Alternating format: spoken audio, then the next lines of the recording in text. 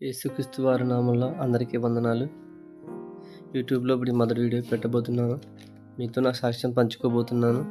నేను మొదటగా దేవుడిని నమ్ముకున్న తర్వాత మొదటిసారిగా నేను పడిపోవడం, 5 సంవత్సరాలు కనీసం బైబిల్‌లో ఒక వాక్యం కూడా చదవకపోవడం, ప్రార్థన లేకపోవడం, ఎంత దారుణమైన పరిస్థితిలో ఉన్నానో దానికి అసలు అతి ముఖ్యమైన కారణం మీ అందరికీ చెప్పబోతున్నాను. అయితే ఈ 5 సంవత్సరాల క్రితం సేవకుల్లో నేను తప్పులు మొదలుపెట్టడం నా పతనానికి కారణమయ్యింది.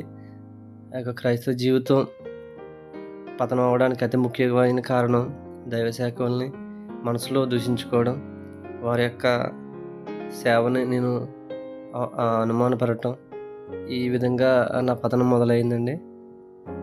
సేవకులు మంచి మంచి బ్రాండ్ వాచీలు అంటే మంచి కోట్లు వేసుకుని తిరుగుతారు, విదేశాలు తిరుగుతారు, వీళ్ళు బాగా ఎంజాయ్ చేస్తారు అని నేను ఒక కోణంలో ఆలోచించి చాలా మూర్ఖత్వమైన దూరంలో ఉండిపోయానండి. అయితే వారి యొక్క జీవితం ఎన్నో సవాళ్ళు ఎదుర్కొని కొన్ని గంటలు ప్రార్థన చేసి ఎన్నో ఆరోగ్య సమస్యలు వచ్చి ఎన్నో అవమానాలు బాధలు పడి ఎంతో కష్టాలు పడటం నాకు ఇప్పుడు తెలిసి వచ్చిందండి. అయితే చాలా దారుణంగా నేను ఊహించుకున్నాను. అయితే అందరూ అలా ఉండరు. చాలామంది దేవుని పట్ల వారి యొక్క ఎన్నో ఆశలు, ఎన్నో కుటుంబ బంధాలన్నీ వదులుకొని సేవ చేయడం నేను చూశానండి. చాలా వాళ్ళ మీద నేను అనుకోలేని ఎన్నో విధమైన చెడు ఆలోచనలు సాతాను పుట్టించాడు నాకు.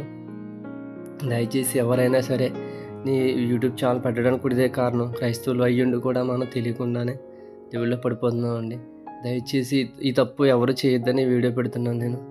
ఏ సేవకులు మనం ఏమనొద్దండి. ఎందుకంటే మనం కనీసం నేను సేవకులని తిట్టుకున్నప్పుడు కనీసం ఒక 5 నిమిషాలు కూడా ప్రార్థన చేయలేని పరిస్థితిలో ఉన్నాను నేను.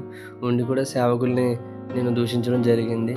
అయితే ఇప్పుడు కొన్ని గంటలు ప్రార్థన చేయడంతో పరిశుద్ధాత్మని యొక్క ఆయన యొక్క దీవెనతో, ఆయన ఆత్మతో నడిపబడడం వల్ల నాకు ఎన్నో విషయాలు తెలిసాయండి. వారి యొక్క బాధ ఎలాంటిదో నేను మోకాళ్ళ ప్రార్థన చేసినప్పుడు తెలిసిందండి. ఒక సేవకుని యొక్క కష్టం ఏమిటో, అతని వేదన ఏమిటో నాకు స్వయంగా దేవుడు చూపించాడండి. తగిన నాకు బుద్ధి చెప్పారండి. ఈ విషయంలో వాళ్ళని ఎన్నో మాట్లాడినాను. అయితే మీరు ఎవ్వరు అలా చేయొద్దండి. మొట్టమొదట ప్రార్థన చేయాలి, దేవుణ్ణి ఆరాధించాలి. ముందు మనం శుభ్రంగా ఉండాలి. ఒక క్రైస్తవుడిగా మనం ఎలా ఉండాలని ముందు మనం తెలుసుకోవాలి. ఒక సేవకుల గురించి మనకు అనవసరం అండి. వారు చెప్పే వాక్యం కరెక్ట్గా ఉందో చెక్ చేసుకోవడం వరకే. మనం ఆత్మీయ తండ్రుల్ని ఫాలో అవ్వడం, వాళ్ళు చెప్పింది మనకు వాక్యానుసారం ఉందా లేదో చూసుకోవడం. లేకపోతే వాళ్ళు విమర్శించవద్దు. ఎందుకంటే వాళ్ళు ఎన్నో శ్రమలు పడి వచ్చారండి, ఎన్నో బాధలు పడి వచ్చారు. గౌరవించాలి, ఆత్మీయతలను గౌరవించాలి, దేవుడి తర్వాత ఆత్మీయతలను గౌరవించాలి. సంఘ సహవాసం ఎంతో ముఖ్యమైనదండి. సంఘ సహవాసం ఎంతో ముఖ్యమైనది. పరిశుద్ధులు ఉంటారు, ఎంతోమంది దేవుని యొక్క ఎరిగిన వారు ఉంటారు. మనం వాళ్ళతో కలిసి సహవాసం చేసినప్పుడు ఈ పడిపోవడం అనేది చాలా తక్కువగా ఉంటుందండి. అయితే లోకంలో పడిపోవడం, నేను ఇతరులను తిట్టడం, ఇతర జీవితాల్లో వేలు పెట్టడం చాలా దారుణంగా ఉండేవాడిని 5 సంవత్సరాలు. అయితే వేరే వాళ్ళ వ్యక్తిగతమైన విషయాల్లో కూడా నేను పాలు పంచుకునేవాడిని. యూట్యూబ్లో కూడా నేను వారి జీవితాల గురించి నేను ఎన్నో కామెంట్లు పెట్టేవాడినండి. చాలా తప్పు అది. ఒక దేవుని నమ్ముకున్న బిడ్డగా మనం అలాంటి పనులు ఎప్పుడూ చేయకూడదండి. చాలా తప్పు పని అది. దేవునికి ఇష్టం లేని పని అది. అయితే ఇప్పుడు ప్రభువారు ఎంతో కృప చూపించి తిరిగి నన్ను లేపారండి. ఈ 2024 నవంబర్ నెల నుంచి ఎంతో కృప చూపించి నాకు సహాయం చేసి ఆయన మళ్ళీ తిరిగి లేపారండి. ఆయన ప్రణాళికలో ఉన్నవాడిని ఎవరిని కుదరడైనా. అయితే తప్పులు ఎతకొద్దండి ఎవరిలోని కూడా.